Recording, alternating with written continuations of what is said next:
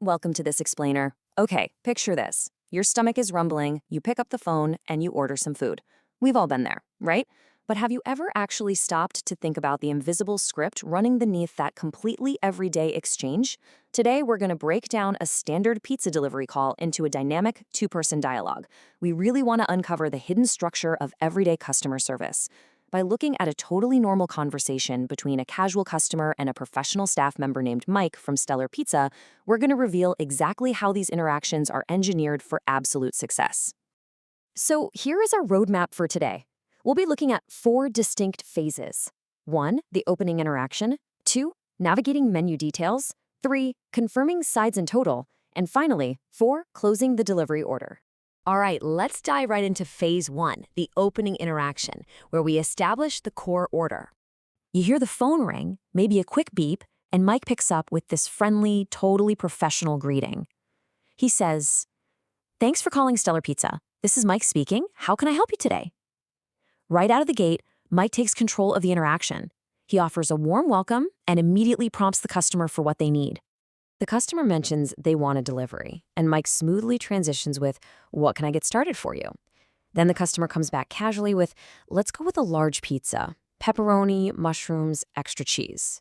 Notice how this two-person conversational dance really starts to unfold. The staff provides the clear prompt, and the customer steps in with their initial, maybe slightly hesitant requests. Okay, I want to hit the pause button here for a massive ordering pro tip. Always state the size and style of your pizza before you start listing off specific toppings. The reasoning behind this is purely mechanical. It helps the staff input your order so much more efficiently. Think about it. If you just start shouting pepperoni, the employee is literally just sitting there waiting for you to tell them what size canvas to put it on.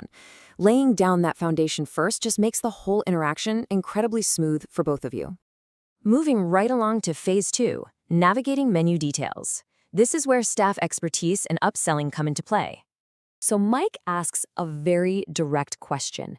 He says, "Now for the crust. We have our signature hand-tossed or the thin and crispy. Which would you prefer?"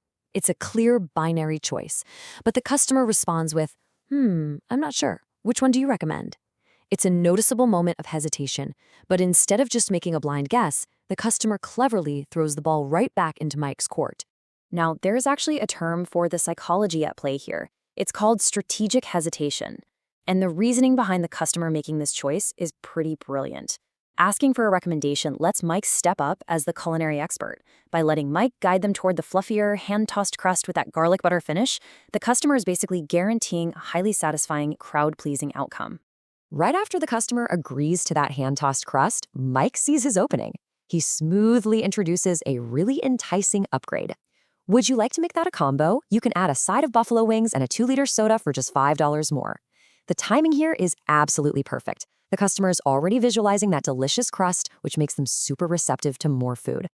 And that brings us to the actual mechanics of this phase. We all know it, right? It's the classic upsell. But the reasoning behind Mike's offer is a textbook customer service strategy. By offering this appealing, bundled deal, Mike effectively lowers the psychological barrier to purchase. When you frame it as a low-cost, high-value addition, like literally just $5 more for wings and a whole 2-liter soda, it makes it incredibly hard for a hungry person to say no. That takes us straight into phase 3, confirming sides and total. This is all about verification. Recognizing a stellar deal when they hear one, the customer accepts that $5 combo upgrade and naturally asks, "What kind of soda do you have?" Mike doesn't miss a beat. He rattles off the options: cola, Diet Cola, Sprite, and orange soda. The customer easily navigates those choices, picking the wings and a regular cola to finalize their sides. The whole back and forth is quick, it's decisive, and is highly efficient.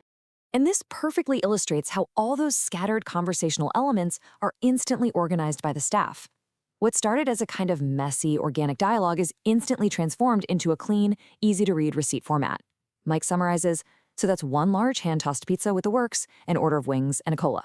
So what is the reasoning behind this verbal summary? Well, Mike isn't just trying to fill dead air.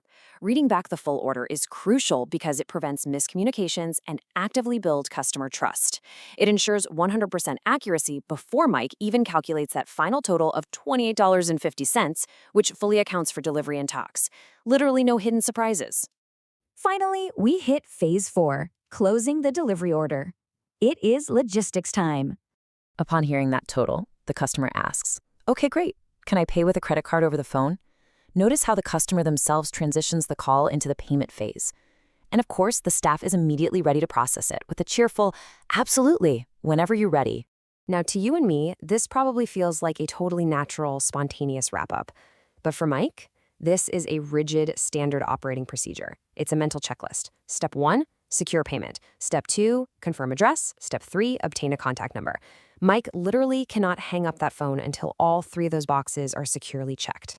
And in rapid succession, all this vital data is exchanged. The customer provides their exact apartment address, 123 Maple Street, apartment 4B, and their phone number, 555-0199.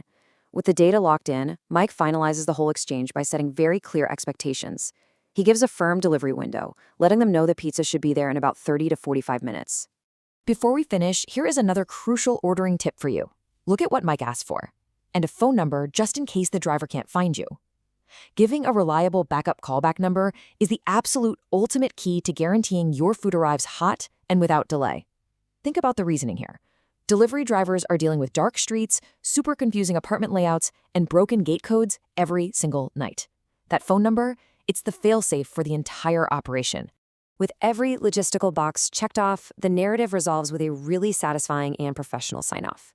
The customer says, "Sounds good. Thanks for your help, Mike."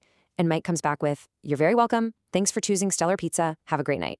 It concludes a perfectly executed customer service interaction, and it leaves the customer feeling valued and, most importantly, super excited for their meal. So, as we wrap up this explainer, I want you to consider how understanding the hidden mechanics of this simple two-person dialogue can actually empower your own communication. Whether you're the one sitting on the couch ordering the food, or maybe you're the one working on the other side of the counter, knowing this flow, from setting the foundation to utilizing strategic hesitation, all the way to that mental checklist of logistics, it really just makes life easier for everybody. So tell me, what structured conversational strategies will you use during your next phone order? Keep these tips in your back pocket the next time you pick up the phone. Thanks so much for joining me today, and hey, happy ordering.